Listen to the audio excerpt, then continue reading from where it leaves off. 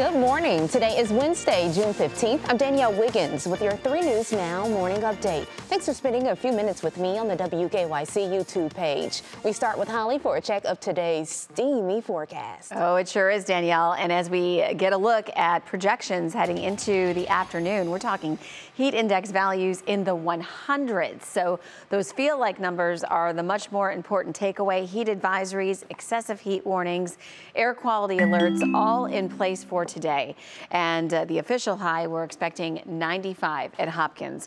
We'll be in the low 90s for tomorrow and scattered storms to track for later in the day. We do get relief looking ahead to Father's Day weekend. It's going to be a beautiful weekend for Dad, too, with partly to mostly sunny skies.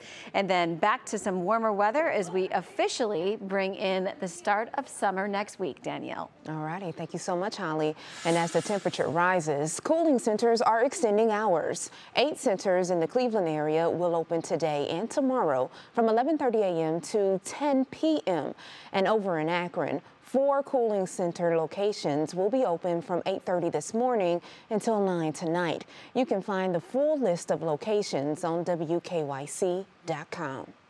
And today's focus is the heat, but yesterday's storms, well, they left a path of destruction across parts of northeast Ohio.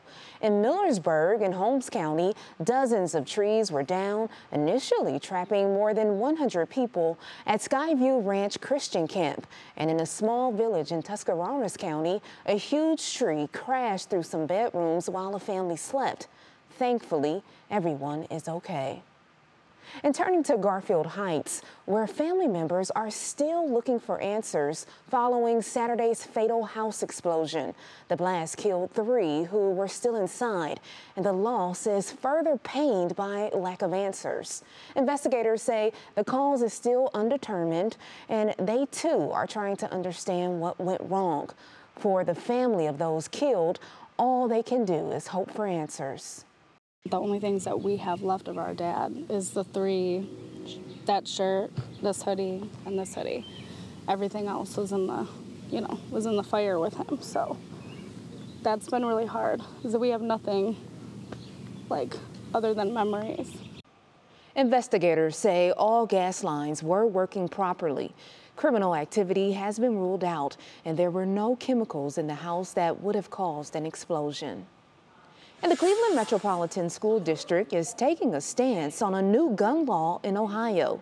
Board members voted yesterday that only safety and security officers will be allowed to carry firearms on school grounds, and not teachers. The decision was made just a day after Governor DeWine signed a bill that makes it easier for Ohio teachers to legally carry guns in schools and drastically reduces the amount of training teachers and other staff are required to undergo before they can keep a firearm on school property. And Cleveland and other cities are receiving funding to deal with the problem of childhood lead poisoning.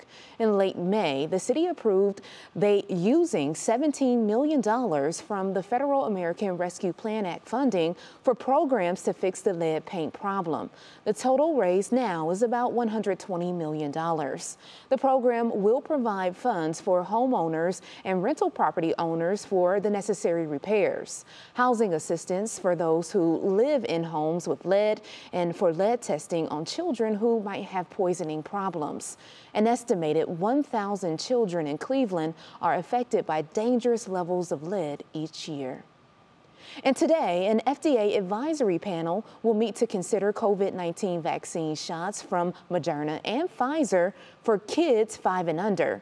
This comes after that same panel endorsed Moderna's COVID vaccine for kids 6 to 17 just yesterday. The agency is expected to officially authorize the shot this week.